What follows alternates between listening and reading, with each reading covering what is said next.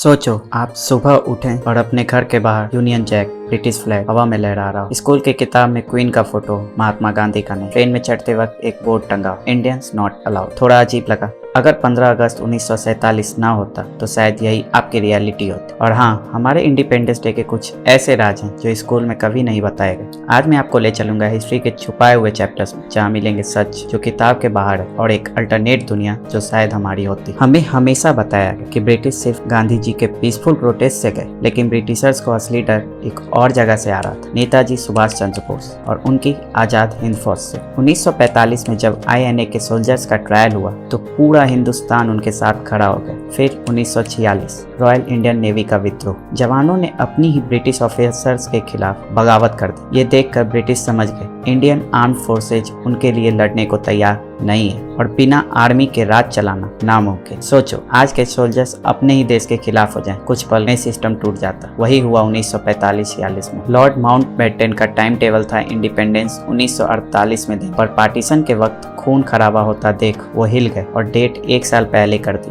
15 अगस्त 1947। हालांकि ये डेट उनके लिए स्पेशल थी क्योंकि इसी दिन जापान ने वर्ल्ड वॉर 2 में यूनाइटेड स्टेट्स के सामने सरेंडर किया था। माउंटबेटन चाहते थे कि उनका नाम एक और विक्ट्री डे के साथ लिया जाए। सोचो अगर एक साल बाद आज़ादी मिलती तो पार्टीशन का जख्म कितना गहरा होता। हम सोचते हैं कि तिरंगा पहली बार 15 अगस्त को लहराया गया, पर यह सच नहीं है। तिरंगा पहली बार वहाँ 16 अगस्त को लहराया गया। 15 अगस्त को नेहरू जी ओथ सेरेमनी में बिजी थे। रेड फोर्ट में कोई जश्न नहीं था। हिस्ट्री के पेजेस में भी कभी कभी सच छुप जाते हैं।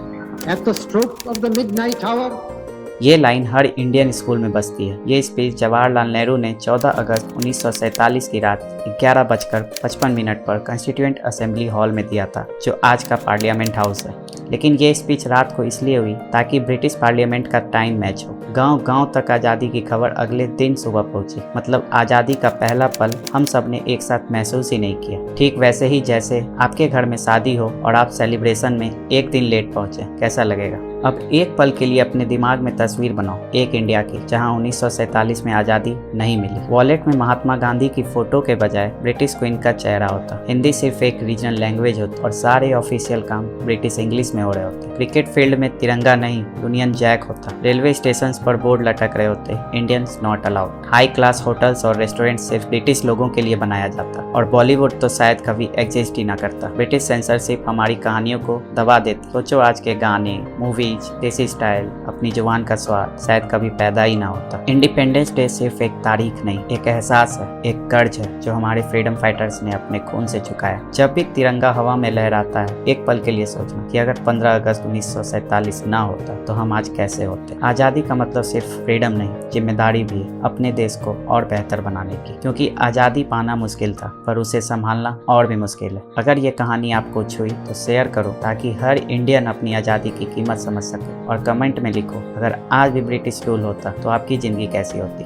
कमेंट करके ज़रूर बताइए। और अगर इन्फॉर्मेशन अच्छी लगी हो तो वीडियो को लाइक और शेयर करें और ऐसे ही रोमांचक और इंटरेस्टिंग फैक्ट्स को रोजाना देखने के लिए चैनल को सब्सक्राइब करें।